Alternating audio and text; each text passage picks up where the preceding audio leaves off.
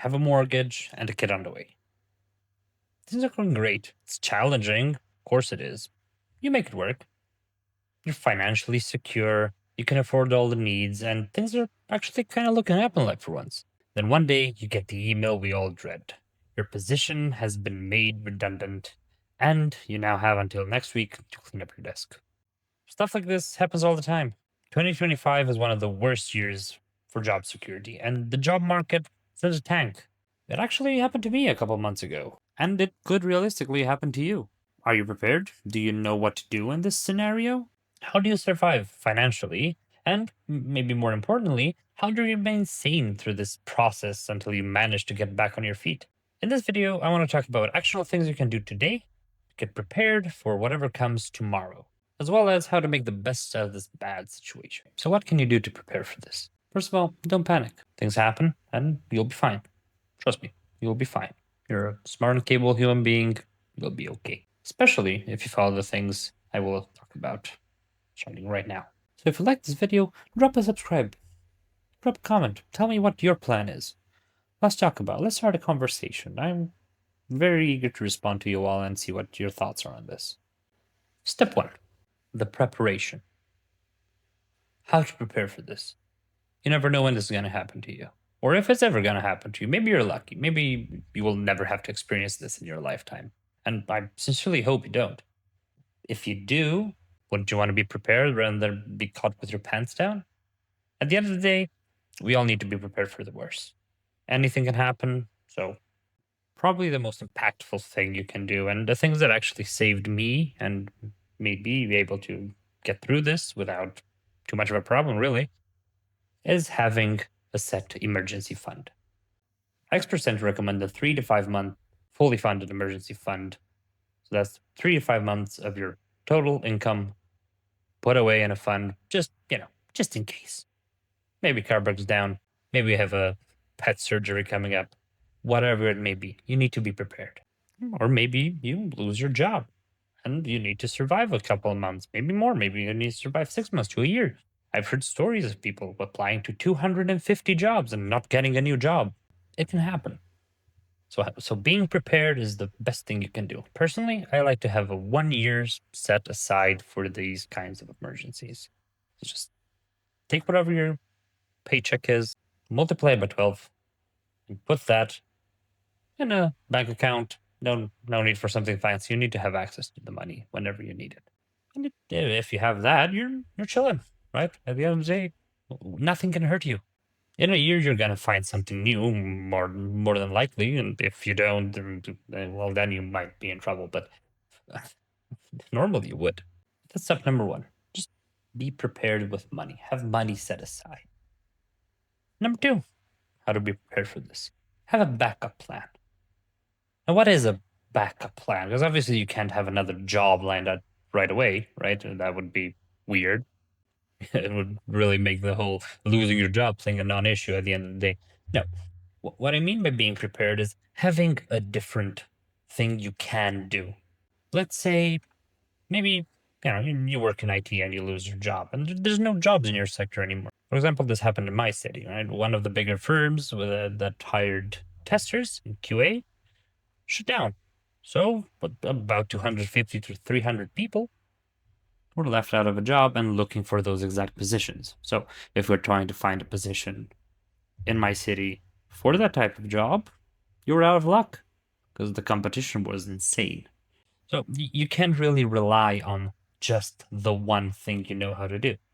I recommend having a different skill, doing something different, being able to freelance your skills. Maybe you're building websites, maybe you're editing photos, maybe you're editing videos. Maybe I'll hire you to edit this video. Who knows? Have a separate skill that you can apply, even if it's not bringing in the same money, even if it's not a full-time job for you yet. Maybe it can be one day, and even if it's not, it can be a source of income so you can afford your bills. At the end of the day, we all need to pay our bills, and we all need to eat.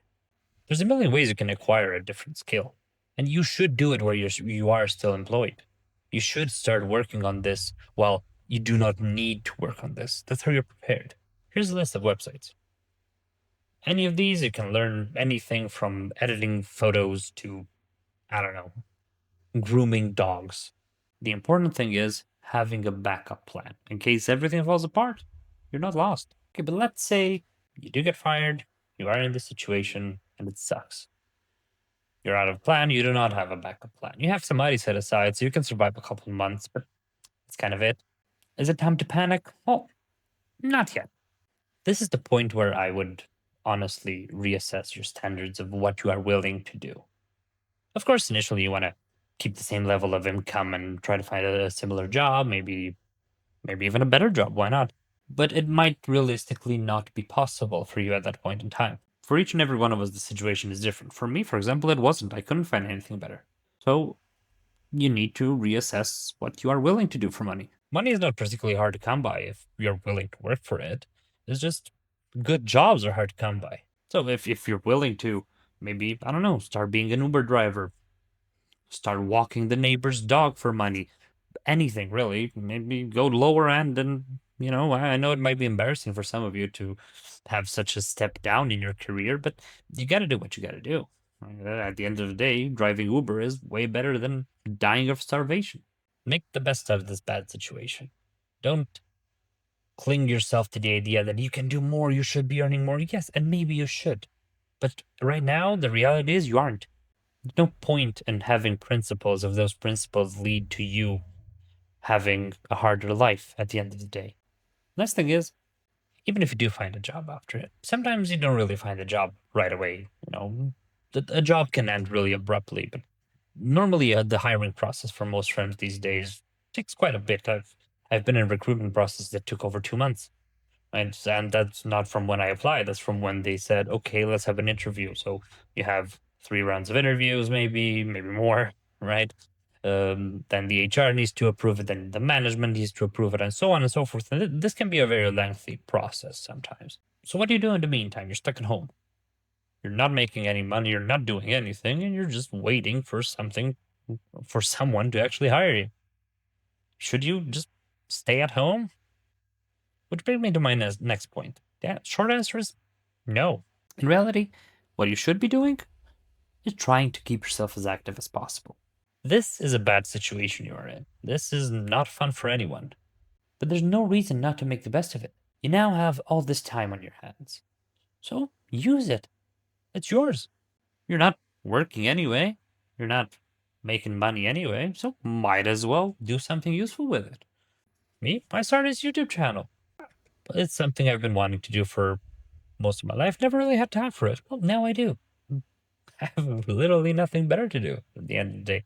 I can just play video games 8 extra hours a day. It's horrible. It's horrible for your health, and that's horrible for your mind. You're never going to be happy doing that. Yeah, sure, you're going to have more time to play your games or do your sports or whatever you like doing, your passions, your hobbies. But maybe take advantage of this extra time you have to be more productive than you were before.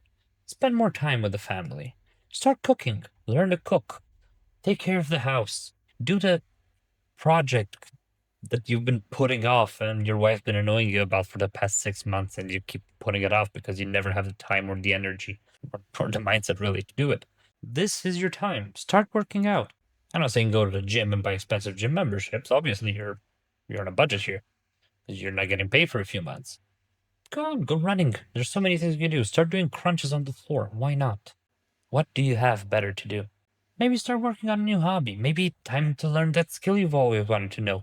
You've always wanted to know how to build a website. Maybe you've always wanted to know how to video edit. Now would be the perfect time for this. For me, this was almost a blessing, really.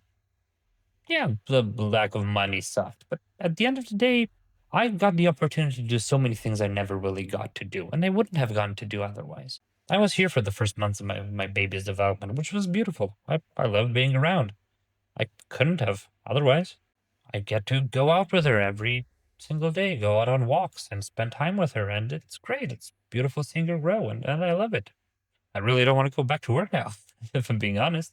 I started this YouTube channel, another lifelong interest of mine. I've been always wanting to do this. Well, now I have. Here I am. Hello. This is my annoying face on YouTube, and I love it. Yeah, it's weird and it's hard, and I'm having a difficult time talking to you right now, but I'm doing it. Start doing the things you want to do. Make use of your time. Don't just waste it. Do not ruin your sleep schedule. If you're like me, you're a night owl. Okay, I like playing games all through the night and going to bed at stupid hours and waking up at noon. Well, you do not have a job, so there's nothing really stopping you from doing so. You are an adult after all, probably. Why not get up at noon? Which is all well and good.